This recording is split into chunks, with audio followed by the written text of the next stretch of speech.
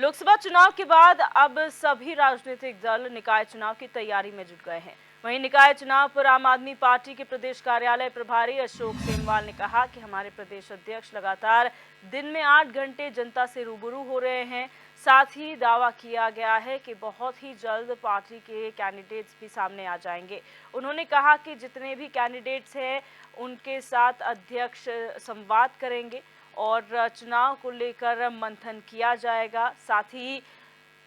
उन्होंने कहा कि नगर पालिका हो या नगर निगम, संपूर्ण उत्तराखंड में आम आदमी पार्टी जोरों शोरों से चुनाव लड़ेगी।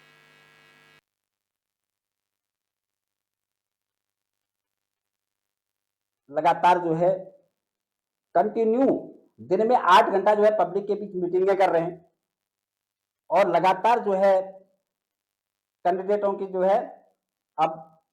वो शुरुआत हो जाएगा फ्रंट में आना, मीटिंगें शुरू करना लगातार। अभी बल्कि पिछले हफ्ते आए थे तो उन्होंने जो है यहाँ पर भी कैंट विधानसभा क्षेत्र में जो है मीटिंग की। आज भी जो है शायद शाम तक जो है प्रोग्राम है, अगर अध्यक्ष जी पहुंच जाते हैं तो आज भी जो है मीटिंग है वार्डों में। लगातार हमारे वार्डों में मीटिंग हमने शुरू कर दी है और बहुत जल्दी जो है पूरे उत्तराखंड में सारे वार्डों में, चाहे वो नगर निकाय से संबंधित, चाहे वो नगर पालिका हो, चाहे नगर निगम हो, आम आदमी पार्टी बड़ी जोर शोर से चुनाव लड़ेगी और इसमें हमने जो है पूर्ण जो है युद्ध स्तर पर ये काम शुरू कर दिया।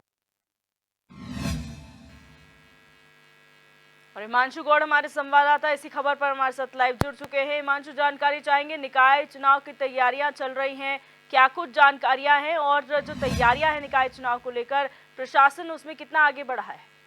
जी बिल्कुल दिव्या, देखिए उत्तराखंड में लोकसभा चुनाव निपटते ही अब लोग जो है निकाय चुनाव की वो हट तेज हो गई है। तमाम राजनीतिक दल जो है लगातार निकाय चुनाव को लेकर कमर कसना दलों ने शुरू कर दिया है। भाजपा कांग्रेस जहाँ एक और तैयारी में जुटे हैं, वहीं तीसरा विकल्प के रूप में आम आदमी पार्टी उत्तराखंड में उभरने की कोशिश लगातार कर रही है और ऐसे में उन्होंने भी जो है निकाय चुनाव को लेकर अब तैयारियाँ शुरू कर दी गई हैं। उनके जो अधिकारी कार्यालय प्रभारी अशोक सेमवाल से हमने बात की तो उनका ये कहना है कि हमारे अधिकारी जो है, हमारे अध्यक्ष जो हैं, वो लगातार 8-8 घंटे लोगों से जनसंपर्क कर रहे हैं कैंडिडेटों की तैयार करने के लिए पार्टी ने कवायद शुरू कर दी है। ऐसे में कहीं ना कहीं एक बेहतर विकल्प जो है आम आदमी पार्टी अगर इस निकाय चुनाव के माध्यम से उत्तराखंड में उभरता है तो उत्तराखंड की राजनीति के लिए भी एक अच्छा संकेत होंगे। वहीं बीजेपी की मैं बात करूं तो बीजेपी के जो प्रवक्ता हैं उनका कहना है कि हम हमेशा ही एक्शन मोड में रहते हैं और जो है लोकसभा चुनाव के लिए हमने पहले तैयारी कर दी है। कांग्रेस का भी यही कहना है, लेकिन इसके विपरीत जो क्षेत्रीय दल जो यूकेडी है उसने अभी तक निकाय चुनाव को लेकर कोई भी बयान अपना जारी नहीं किया है। तो कहीं ना कहीं राज्य में जो शुरुआत निकाय चुनाव की है वो तेज हो गई है। विगत 2023 में जब 2 दिसंबर को निकाय का कार्यकाल खत्म हो गया था, हालांकि चुनाव उसके तुरंत बाद ही होने चाहिए थे, लेकिन अभी 6 महीने का समय बीत गया है और ऐसे में चुनाव आचार संहिता चल रही है और संभावनाएं जताई जा रही हैं कि 4 जून को जब निकाय लोकसभा चुनाव के परिणाम आएंगे उसके बाद तुरंत ही जो है निकाय चुनाव की आचार संहिता राज्य में लगा दी जाएगी और निकाय चुनाव की जो है तैयारियां वो अब लगभग पूर्ण कर दी गई है।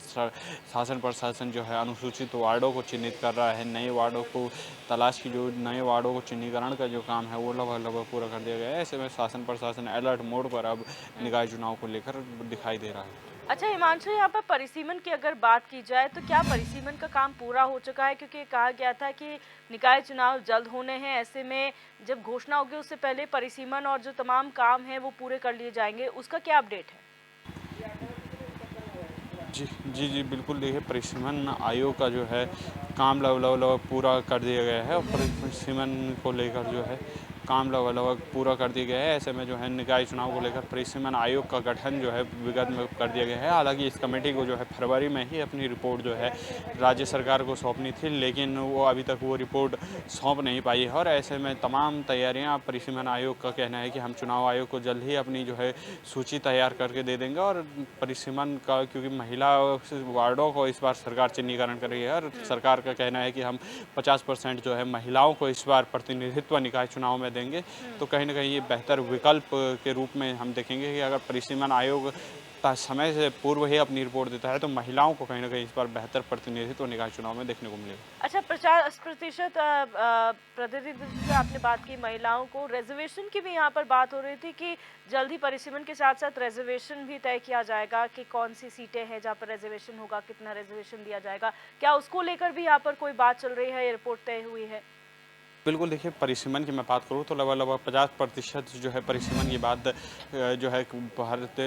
भाजपा सरकार पहले से करी है, और मुख्यमंत्री पुष्कर सिंह धामी ने भी स्वयं इस बात को कहा था कि हम निकाय चुनाव में जो है 50% परिसीमन का जो वो है हम देंगे, महिलाओं को 50% प्रतिनिधित्व प्रदान करेंगे। तो ऐसे में कहीं न कहीं एक बेहतर विकल्प देखा जाएगा कि निकाय में जब तैयारियाँ होंगी तो उसमें 50% परिसीमन के बाद, अगर परिसीमन आयोग के गठन के बाद आरक्षित सूची में अगर महिलाओं को प्रतिनिधित्व मिलेगा तो वो कहीं न कहीं उत्तराखंड में भी एक बेहतर विकल्प मिलेगा, क्योंकि सरकार लगातार महिला सशक्तिकरण की बात करती है, महिलाओं को आगे बढ़ाने की बात करती है, और चुनाव के माध्यम से अगर ग्राम पंचायत, क्षेत्र पंचायत में अगर महिलाओं को जो है परिसीमन आयोग के आधार पर प्रतिनिधित्व मिलता है तो कहीं न कहीं बेहतर विकल्प ये होगा। अच्छा, आम आदमी पार्टी ने यहाँ पर बयान जारी कर कहा है कि हम यहाँ पर तैयारियां कर रहे हैं, तीसरे विकल्प के तौर पर हम उभर कर आएंगे, और जो अध्यक्ष है पार्टी के वो 8-8 घंटे यहाँ पर लोगों से संवाद कर रहे हैं, आम जनता के बीच में जा रहे हैं। क्या ऐसा लग रहा है कि इस प्रदेश में भी तीसरा विकल्प के तौर पर उभर कर आएगा, या फिर जो सपना था पहले विधानसभा चुनाव के टाइम पे वो सपना ही रह जाएगा? जी देखिए, कहीं न कहीं अगर निकाय चुनाव के माध्यम से अगर आम आदमी पार्टी लगातार तैयारी करती है और कह रही है कि अगर हम 8-8 घंटे हम परिसीमन हम जो है जनता से सीधा संपर्क साध रहे हैं, तो कहीं न कहीं एक बेहतर विकल्प होना चाहिए, क्योंकि अगर हम उत्तराखंड की बात करें तो वर्तमान में खाली 2 ही दल हमको देखने को मिलते हैं, चाहे भारतीय जनता पार्टी हो, चाहे कांग्रेस हो। इसके अलावा इन 2 राष्ट्रीय दलों के अलावा तीसरा दल हमें देखने को उत्तराखंड में नहीं मिलता है। तो अगर आम आदमी पार्टी ठीक है, अगर आप तैयारी कर रहे हैं और निकाय चुनाव को आप साधने की कोशिश कर रहे हैं, तो कहीं न कहीं एक बेहतर विकल्प के रूप में अगर उत्तराखंड में आम आदमी पार्टी उभरती है तो ये उत्तराखंड के लिए भी एक शुभ संकेत होंगे, क्योंकि चुनाव में एक तीसरा विकल्प जरूरी है, वरना उत्तराखंड की जो जनता है वो अभी भी खाली 2 दलों के बीच, बीजेपी और कांग्रेस के बीच जो है चुनाव को करवाती आ रही है, और जो नतीजे हैं वो सीधे तौर पर टक्कर भी बीजेपी कांग्रेस के बीच देखने को मिल रही है। अगर आम आदमी पार्टी उभरती है तो ये कहीं न कहीं बेहतर संकेत उत्तराखंड की राजनीति के लिए होंगे। बिल्कुल, बहुत शुक्रिया हिमांशु हमारे साथ जुड़ने के लिए और तमाम जानकारी साझा करने के लिए।